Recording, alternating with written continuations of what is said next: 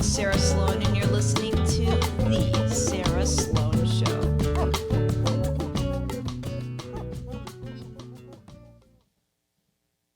How are you guys? Are you doing okay? Is everything okay at home? Don't let anybody touch you unless it's consensual. What's the thing that they always said in college? I remember we had to watch some video in college about consent being like a cup of tea.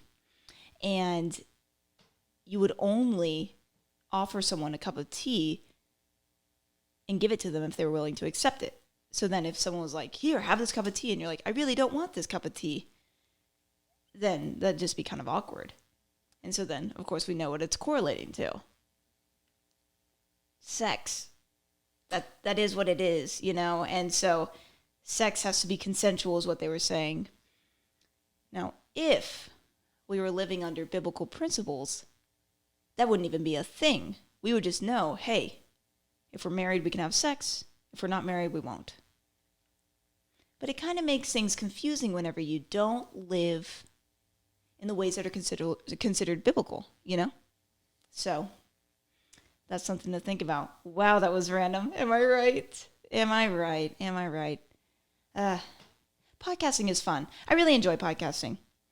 I'm not going to lie to you. I think I was getting a little stressed out. I have this one listener, and I think my podcast is small enough to where I could still read the comments and it not be like anything crazy. But he's such a faithful commenter. I don't even remember his username because it's something interesting. And he was like, hey, you should include like the video within the podcast. And I think that's an excellent idea. So much so that I did it the last episode. But it's difficult. It's very, very difficult. So it kind of started to stress me out and made me feel like, oh man, it's a lot harder than I thought it was going to be. That's why people have staff for podcasts. But I'm just a little baby Sarah. I can't do that. Servants, hurry up, please. But yeah, you know, I could use some help. I said hurry up. Dang, I'm a quiet snapper. But yeah, so then I was like, no, let's just do a podcast that I enjoy. And hopefully if I enjoy it, you enjoy it. And then I'll probably go back to the video clips anyway, because I think that's fun to do. It's just, technology is not easy. I don't get how people just do stuff so quickly and so readily. You know, if you have a YouTuber that you love and they post like all the time, show them some love because they deserve it, is all I'm going to say. No, I'm going to say more than that, but let's just pretend that's all I'm going to say. And then I'm so excited too because, as you all know, well, hopefully you do, my mother has a podcast.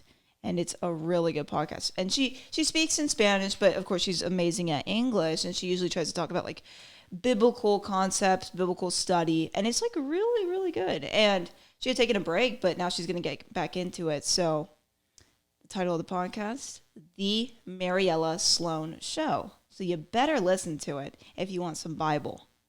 Because we all need some truth. You know what I'm talking about. Okay, so it was pretty funny. I was at church today, and then this person was so sweet. She was just like talking to me, and then she said, "Hey, do you want some gum?" And she said it just in like the nicest way, and I was like, "Oh dang, my breath stinks." And I was like, "That hurts. That hurts." But it's okay. It's okay. You know, that is life, and life happens. And she did it in the nicest way possible. If it was me, I probably just would like get away from the person. I would like run and never look back. Never. But no, she was so sweet and just offered me the gum.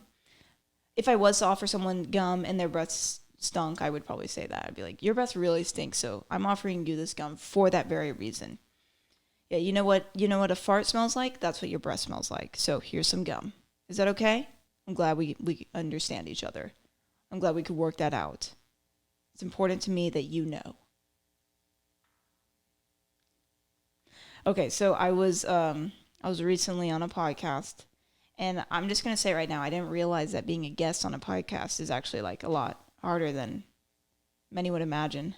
It's just like you have, like, normally I'm leading the podcast, so I know what I'm going to say. I know when I'm going to say it. If I'm interviewing somebody, I know what questions to ask. I know how to guide the conversation. No, you didn't really answer my question. Oh, we're going to go on back on it again. It's easy, for the most part. But being on somebody's podcast, it's almost like dancing. And then usually I'm not the lead because I'm a female, so the guy has to lead, and he has to kind of, spin you this way or do this or that, take this step, and you kind of follow. And so it's hard whenever you're used to basically being the leader. So I really was just having to be like quiet and just listen.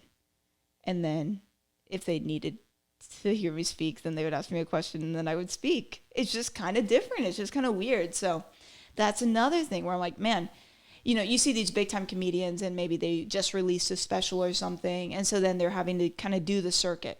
They're having to join everybody's podcast and be a guest on their podcast because they need to plug their special or something along those lines, or plug their book, or the fact that they're starting a new podcast or something along those lines. And you see some people are better guests than others. There's some people where they're just terrible guests. Like, they're talking over the interviewer, they're not answering the questions, they're making it awkward. And it kind of makes you realize that, dang, being interviewed is actually a skill. And so, yeah, that was actually something to think about. But it was fun. At the end of the day, it was fun, and I would love to do it again. I forgot the name of the podcast that I was on. So if I could figure that out, I'll try to put it in the show notes, and then maybe you can give it a listen, because it was just such a good time. So it was me and this other girl, and we were basically talking about comedy. And so I really enjoyed the conversation. I was able to kind of talk about my beliefs and everything. So yeah. Oh, I don't think I've even really said that. I'm an aspiring, a wannabe comedian. And so what that means is I just do a lot of open mics, and it's fun. And I just try to think of new material. I try to practice the way I say it. I work on jokes. I even recently was on a roast. And so then it was like a roast battle. So you just have to like insult each other, but in a jokey way. And you kind of all understand like, hey, this is a joke. And we are wanting to get laughs. We're not actually meaning what we're saying. And so that's the beauty of comedy, that people don't get offended, because that's something that like I even try to practice just in my life, like as a Christian. Like, Lord, please help me to never be offended, because I can get offended and it's so annoying. You get like uptight and you're just like, and you like know that you're being bothered, but it's important to not be offended. And so comedy is just really great for people that don't want to be offended. And obviously comedy is terrible whenever people do. You hear a lot of people like hecklers, and they're yelling out at comedians. And why are they doing that? Because they're either offended or they're wanting to make the show about themselves. They think that doing comedy is easy. They could get up on that stage and do just as well as a comedian. And maybe they can, but also maybe they can't. It's a lot of work. But yeah, the roast was interesting. It was actually kind of difficult. You have to really make it short. You have to make it a one line and go for the jugular if you can. One roast that I really enjoyed that somebody else did was, it was this kind of older guy, and then some younger guy said to him, "You look like if the Mountain Dew picked out a Gerber baby," because he has this like mohawk and these like rocker glasses and this like goatee. And so it was just such a funny joke because it was true, but it was also a dig. It was a nice subtle dig. And then I was making jokes that were more like factual, and they just weren't very funny. And so it was a good learning experience. I think one of the ones I did that got no laughs, which didn't deserve any laughs. That's the other thing about comedy. You can't blame the audience if you don't get any laughs. That's on you. You're supposed to make them laugh. And yeah, it was that you're like a bathtub. You're large, white, and dirty, but at least the bathtub can be cleaned.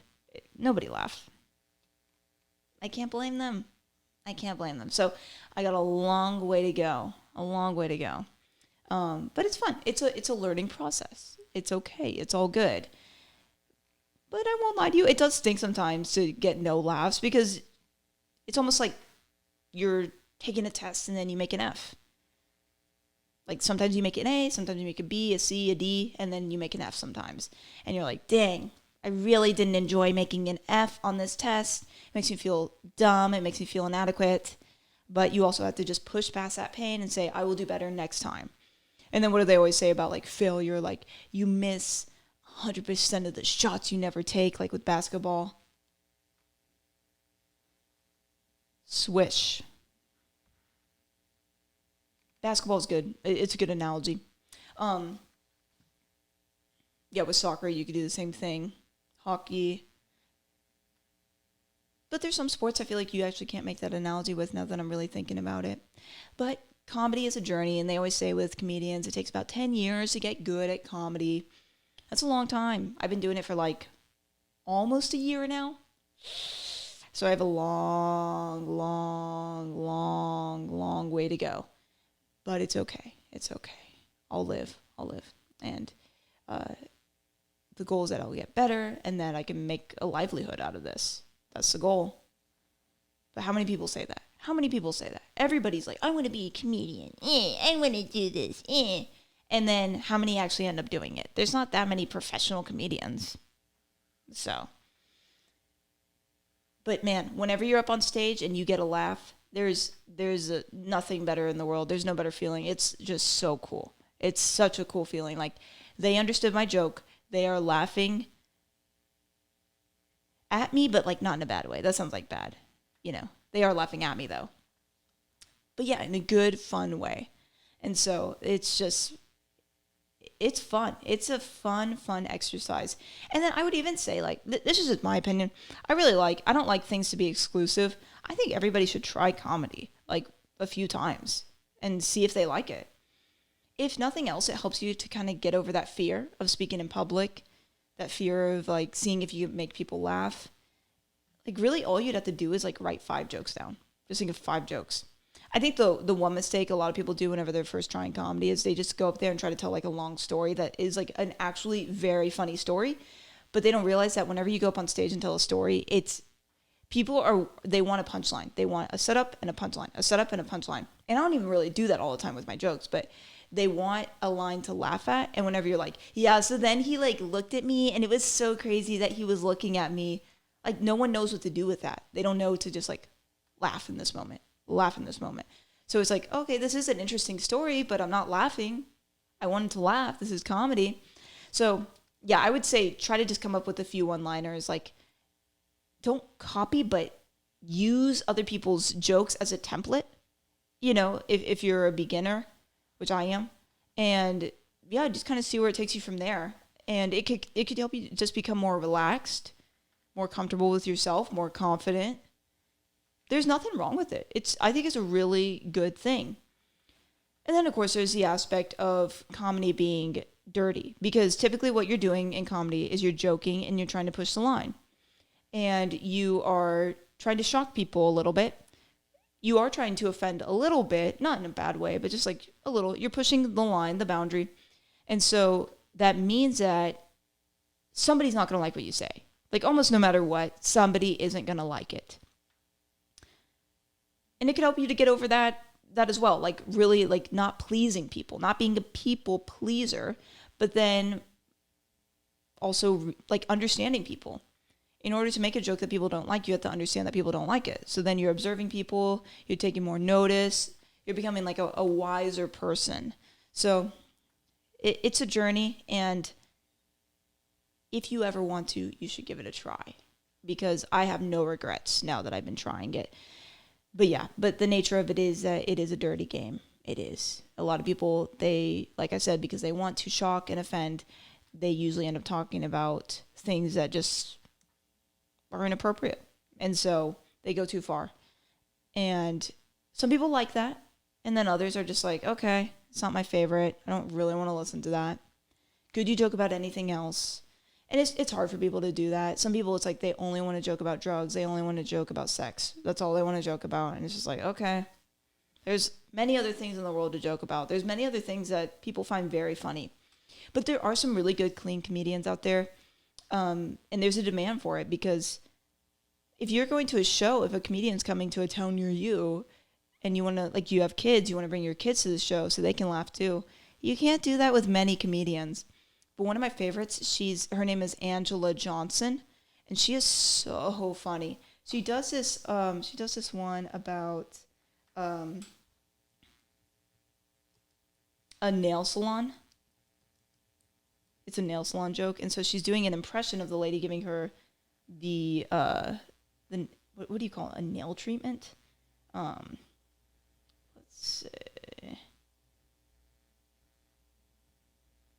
Wow, they're giving me trouble trying to find this video. I wonder why. Yeah, they really shouldn't give me trouble. I'm just trying to help you guys. Yeah, it's Angela Johnson. I think she actually just came out with another comedy special. But she's a Christian, but she's not, it's going to sound weird, she's not a Christian comedian. And she even explained it. She's like, I'm not going to talk about, like, in the Bible, Matthew, Mark, Luke, and John, but I am a Christian, but I'm just going to joke about good things, wholesome things. So yeah, she doesn't get dirty. She doesn't talk about sex and stuff like that, but she's still very, very funny. Okay, let's see. Sister, we go over, it's a place called Beautiful Nail. I was kind of confused when I first read the sign, though. Beautiful Nail. Just one. Just one nail. Do I get to pick which one? Or no? Now with these ladies, they're so nice. You know, they make you feel like it's all about you and customer service. You know, whatever you like, we do for you. So instead of like a punchline, if you notice what she's doing is she's just like using an accent to make people laugh. But whenever she was first like bringing up the joke, she's just making fun of the name of the nail salon. So like I said, not a punchline. It's not a set up punchline. She's doing something different. But she also uses her tone, just her voice in general. She will use that just to like make people laugh, which is a great way to do comedy. If you can kind of figure out your thing, you're set. You're good to go. So here, let's play a little bit more.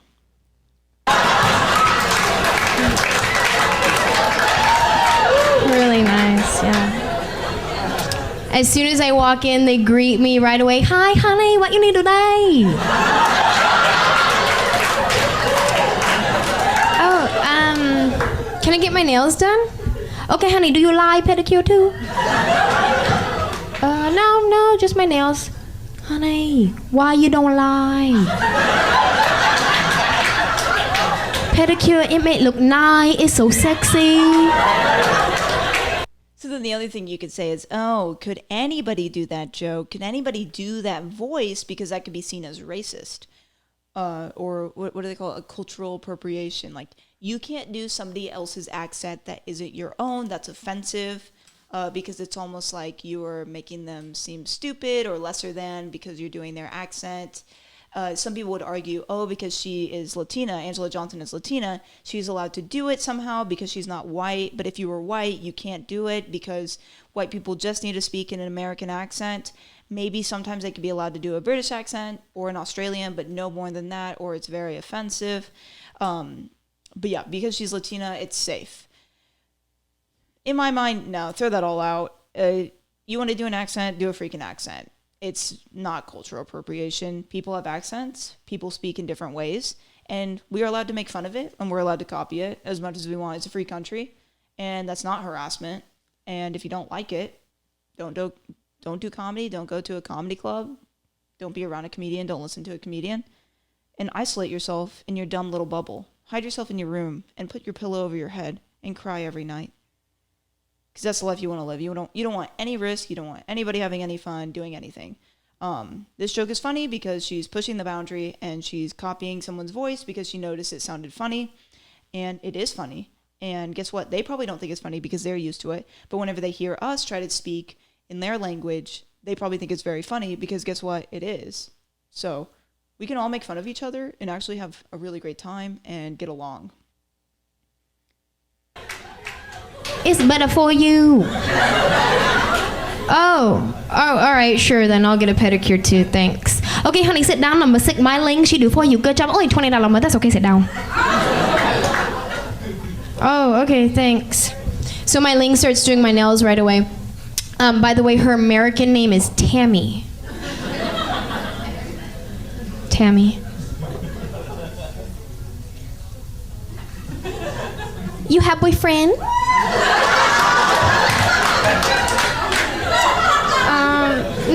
I don't have a boyfriend. Honey, why you don't have? You look so pretty, like model, cheerleader, something pretty. So she starts doing the physical impression of her having her nails and just going like that. And that is just, that's comedy gold. Wow, sorry.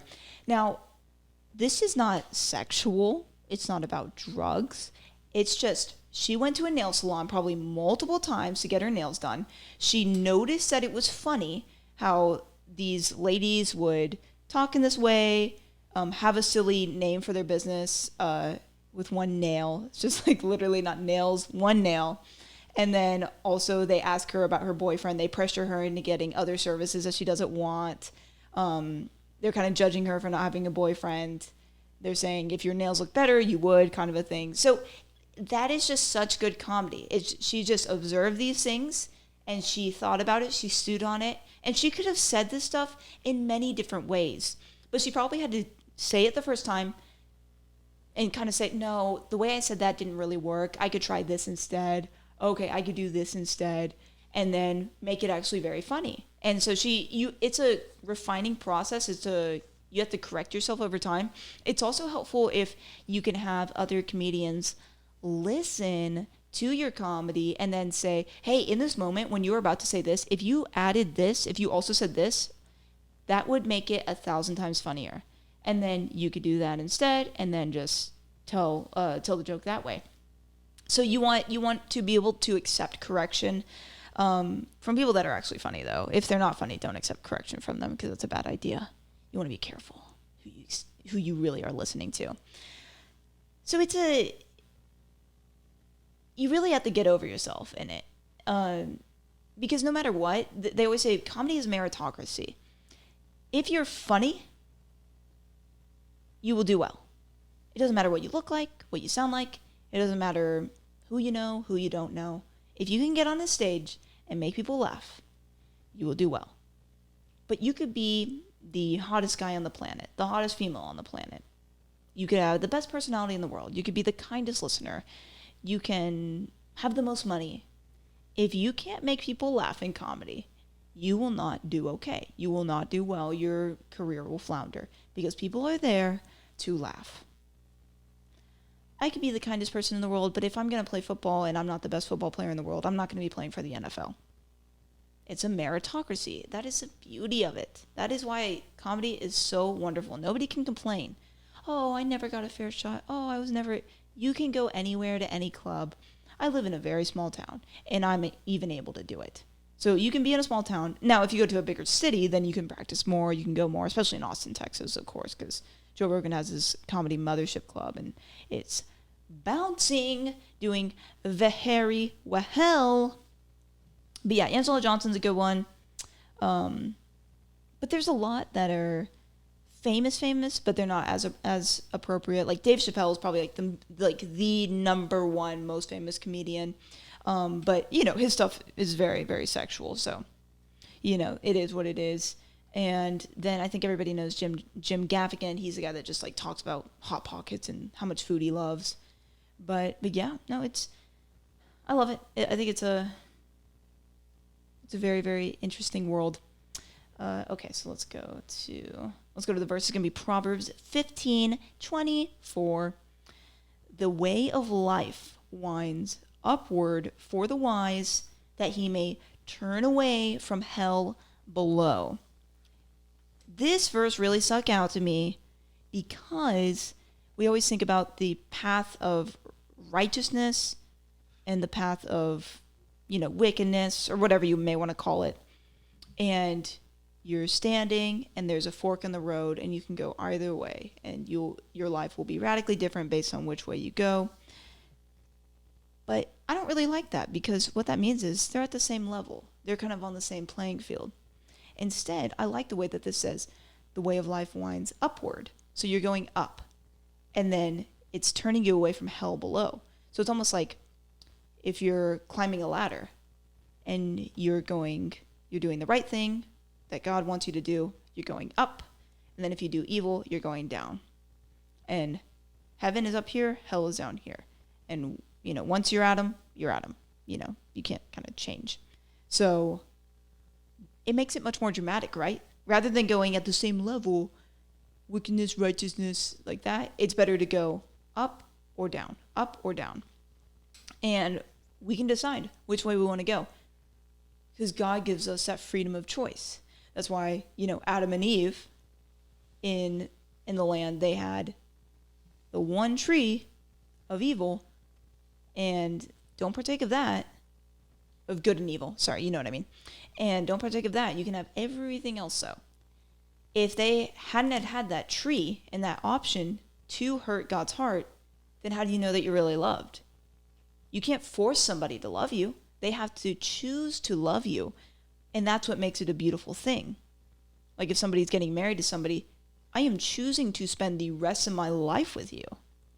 That's a really crazy choice. And that's actually a huge honor that somebody would want to spend the rest of their life with you. And then, of course, a lot of people end up divorcing, and that's very sad. But for the people that make it 50 years, 70 years of marriage, that's a huge deal. That's awesome. That would be interesting to know. What's the longest amount of time that somebody's been married for? I know for a lot of men, they're wishing they had 60 years with me. But I just have to say, no. I can't do that. I can't be available to every man out there. I know you want me, but you can't have me. Okay? I have to remind men because they're just trying to take me. And I have to go like this. No. No. No. No. Just like that. Wow, I rambled. That was a lot. Okay, I do want to update you on what's happening. I think the last episode I was talking about sleeping with a pillow and sleeping without a pillow and kind of my experiences with that. But that was a few weeks ago. Now to update you. It's been very interesting. At first, whenever I was sleeping without a pillow, it was kind of hurting. In the middle of the night, I would have to get the pillow. I'd just be like, no, I can't take it. And it was a relief to have the pillow again.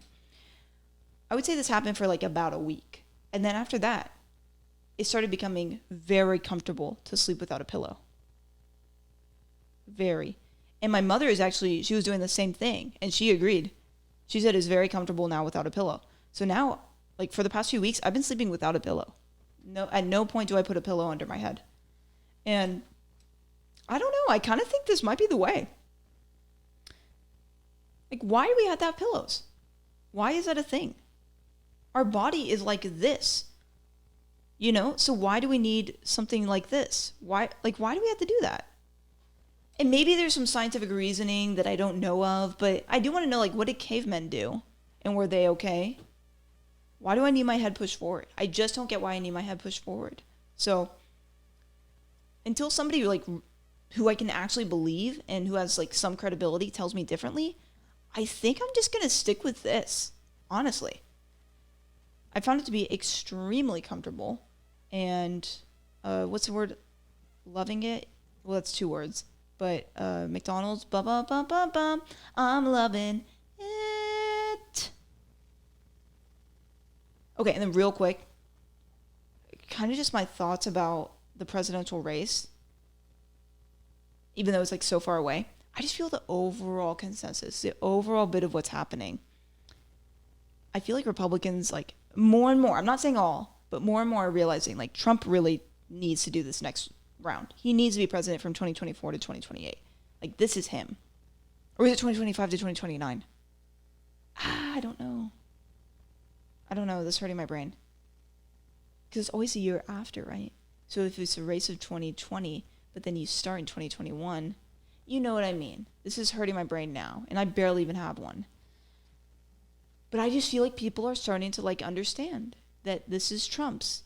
And I think it's a week out, DeSantis will probably announce that he's running.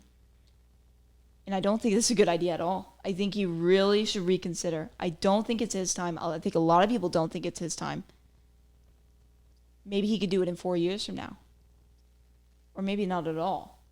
But he's a good governor, and we can trust in that. But there's always new people coming to become a possibility. I think Vivek Ramaswamy is probably the second most interesting option right now.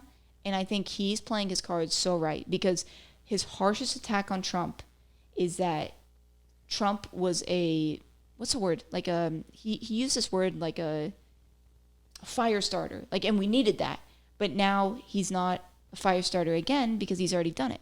So we need a new one. And that's basically his worst attack on Trump. I think that's pretty safe, because no matter what, if you're running against Trump, you have to give a reason of why you're better than Trump. And so he's giving reasons, but he's not being mean about it. He's not being nasty about it. I think if Vivek Ramaswamy continues this way, he's obviously not going to win. It doesn't matter. Like, no matter what, he's not winning. But this race could really help him. He's obviously becoming more well-known. He is getting to kind of show people his true colors, which I think are good colors, by the way. And he could become better respected. So then if he runs again in the future, he will actually, I think, have a very good chance. He is a genius.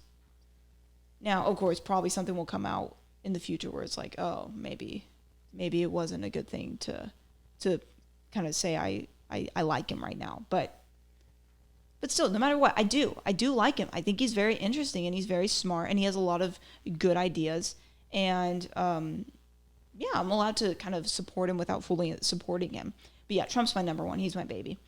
And yeah, they're trying to take him down. They're trying everything they can, and it's not working. It really helps him in the polls. I saw one poll where it was like he had, out of all the Republicans in the field, he had like 57% of support. DeSantis was second, even though he's not in the race yet. So we need to quit including him in polls, but whatever. He had like 20 something, and then everybody else had single digit. I'm pretty sure, if I can remember right. Guys, even if all the other people, if they were out of the race and those numbers went straight to DeSantis, he still isn't even close to Trump. Trump is the daddy. He is going to win. So I'm very excited about that possibility. I'm like praying for it to happen. I need it to happen. Am I biased? Yeah, I guess I am. But you know what? That's life. We all are. We are what we are. But guys, I think I've talked for long enough. I so appreciate all of you for listening, for giving your time, and for being such wonderful, kind, giving, smart, intelligent, caring people. So remember, be kind to yourself and love Jesus, because you need him whether you believe it or not. All right, have a good one, you guys.